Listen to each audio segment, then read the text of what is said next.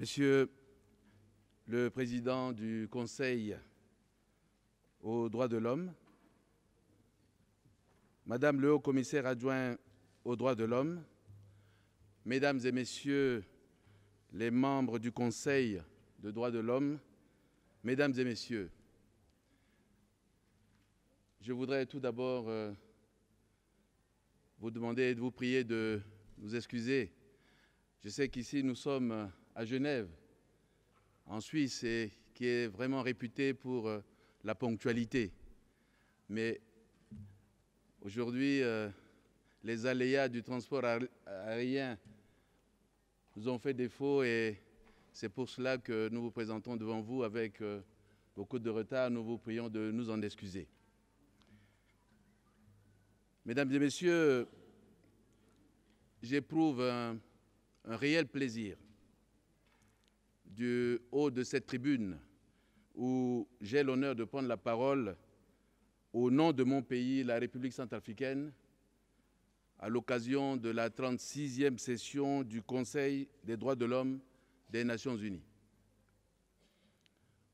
Au nom du peuple centrafricain, je tiens d'abord à exprimer ma profonde et sincère gratitude au Conseil des droits de l'homme pour son invitation à prendre part aux présents travaux. Mesdames et Messieurs,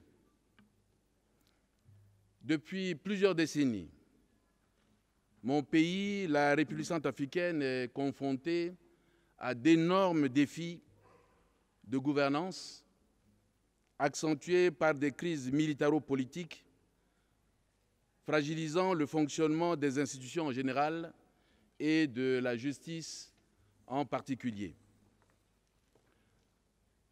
La situation du pays est caractérisée par des graves crimes, des violations massives des droits de l'homme, des violations massives de droit international humanitaire et des violations basées sur le genre qui touchent malheureusement les couches les plus vulnérables. Les femmes sont prises pour cible de guerre et sont victimes de toute forme de crimes sexuels et de violences sexistes. Les enfants soldats qui sont commis à des tâches de criminalité. Des milliers de personnes ont été tuées et des centaines de milliers ont été déplacées par ce conflit. Depuis janvier 2013, le conflit aurait fait près de 4000 morts, des milliers de blessés, des centaines de victimes de crimes sexuels et de milliers de personnes déplacées. Cette grave crise vient s'ajouter aux violations graves de droits humains commises depuis quelques décennies. Cette situation a affaibli l'autorité de l'État et l'indépendance du pouvoir judiciaire en laissant libre cours à la justice privée, aux abus et aux exactions. Cette situation d'injustice, d'intolérable et inacceptable et ne saurait perdurer davantage. C'est ainsi que, dès le retour de la République centrafricaine à l'ordre constitutionnel, le peuple centrafricain est convaincu que la lutte contre l'impunité, par la consolidation de l'état de droit, la justice, la sécurité et la promotion ainsi que la protection des droits humains, est la base pour une paix qu'on veut prochaine et durable et un axe clé dans la prévention de nouvelles violences. C'est dans cette optique que le gouvernement de mon pays, avec l'appui de la communauté internationale, a engagé plusieurs actions et poursuit encore de gros efforts dans le cadre de la restauration de l'autorité de l'État à travers la lutte contre l'impunité sous toutes ses formes, ainsi que la protection et la promotion des droits humains. Dans le domaine de la lutte contre l'impunité, mon pays, la République centrafricaine, reste attaché aux principes et valeurs de la Charte des Nations unies et a opté pour l'impunité zéro en vue d'une paix durable. car la République centrafricaine est convaincue que paix et justice ne sont pas des notions contradictoires, mais plutôt complémentaires. Nous avons donc l'obligation de juger les responsables des graves violations du droit international, dont des crimes de guerre et crimes contre l'humanité commis sur notre territoire. Car faire justice pour les crimes graves est un impératif pour une paix véritablement durable en République centrafricaine. En effet, l'impunité qui sévit en RCA depuis plusieurs décennies a permis et incité la commission de nouveaux crimes. Ainsi, des procès justes et équitables ne seraient pas seulement une obligation envers les victimes qui ont souffert de crimes atroces, mais enverraient aussi un signal fort indiquant que les crimes graves ne seront plus tolérés. C'est l'un des outils de la réconciliation nationale qui doit marquer une rupture avec les pratiques passées qui ont favorisé l'installation du chaos et de la violence. Face à la situation sécuritaire difficile, en particulier lorsqu'il s'agit d'enquêter sur des crimes complexes impliquant des groupes armés encore actifs et tenant surtout compte de ce que le système judiciaire ne dispose que de moyens limités en termes de personnel et de ressources matérielles, la République centrafricaine a opté de façon responsable en juin 2015 par l'institution, par une loi, de la Cour pénale spéciale, juridiction nationale et hybride, c'est-à-dire composée de 13 magistrats nationaux et 12 magistrats internationaux appelés à juger les auteurs, co-auteurs ou complices des violations graves des droits humains commises sur le territoire national depuis 2003. Le gouvernement centrafricain se félicite des avancées significatives dans le cadre de l'opérationnalisation de la Cour pénale spéciale, notamment la nomination dès le mois de février 2017 des magistrats internationaux appelés à faire partie des organes de poursuite, en l'occurrence le procureur spécial, 2 juges d'instruction et un substitut international.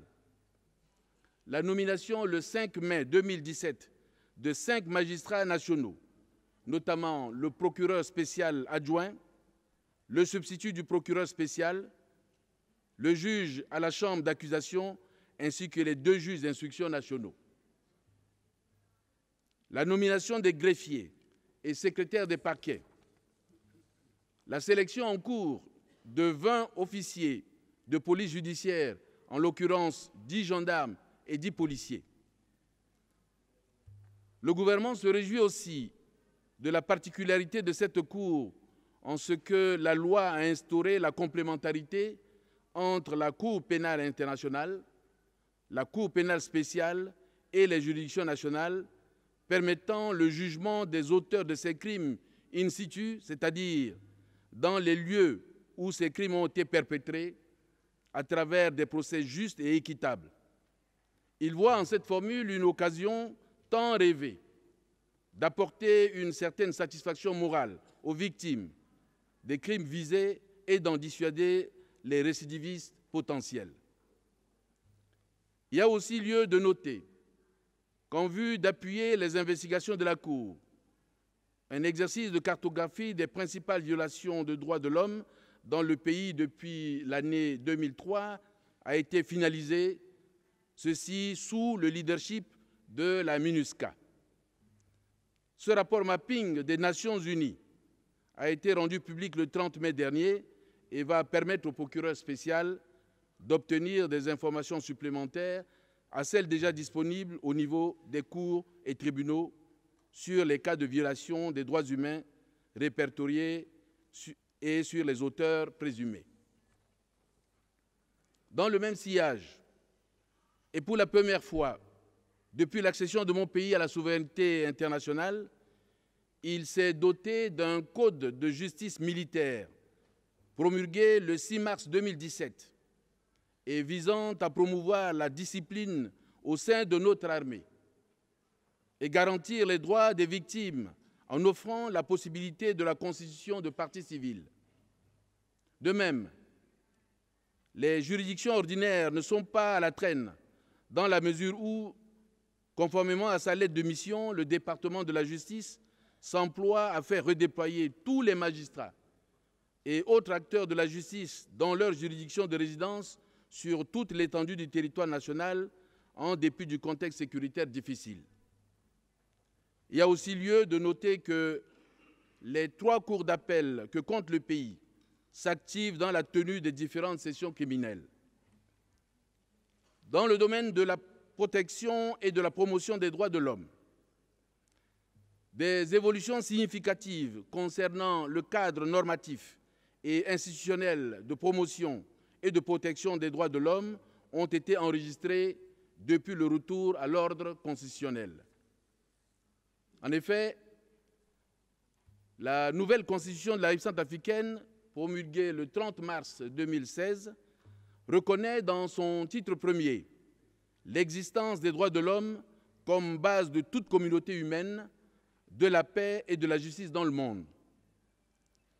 Le texte constitutionnel prône également le respect des droits et des libertés individuelles fondamentales et consacre la séparation des pouvoirs. S'agissant essentiellement du cadre institutionnel, on peut noter une avancée singulière à travers la promulgation le 20 avril 2017 de la loi portant création de la Commission nationale des droits de l'homme et des libertés fondamentales sur la base des principes de Paris. Les membres de cette importante institution, récemment élus par leurs différentes entités, seront opérationnels dès le début du mois d'octobre 2017.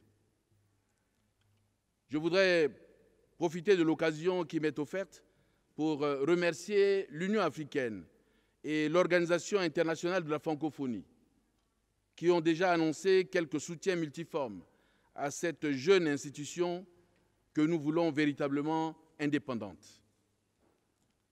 D'autres actions fortes mettant en exergue la ferme volonté du gouvernement visant à renforcer la protection des droits humains méritent d'être soulignées, notamment le lancement des activités du Centre de prise en charge holistique des victimes de violences basées sur le genre et le sexe, l'opérationnalisation de l'unité mixte d'intervention rapide pour la protection des femmes et des filles, l'adoption d'une stratégie de plaidoyer pour la mise en œuvre des droits des personnes handicapées et leur intégration sociale, politique, culturelle dans la vie active, la formation avec l'aide de la communauté internationale des officiers de police judiciaire, à majorité femmes, sur les techniques d'enquête en matière de protection de l'enfant et des violences basées sur le genre et le sexe liées au conflit.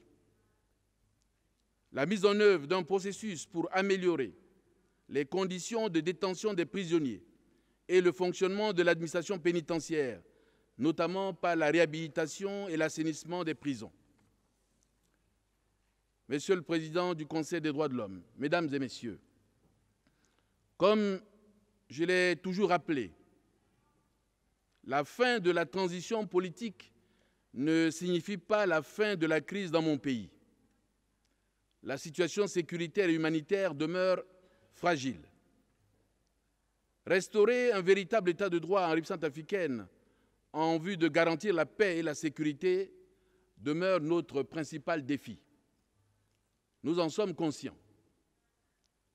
Il n'en demeure pas moins qu'avec la ferme volonté du gouvernement de faire de la lutte contre l'impunité le fer de lance de ces programmes afin de restaurer la cohésion sociale, la sécurité juridique et judiciaire et une paix durable dans ce pays, nous croyons qu'avec l'appui des partenaires et amis de la République centrafricaine, ainsi que celui de la communauté internationale en général, nous relèverons ensemble ces défis afin d'offrir un avenir meilleur à ce peuple centrafricain très meurtri. Je vous remercie.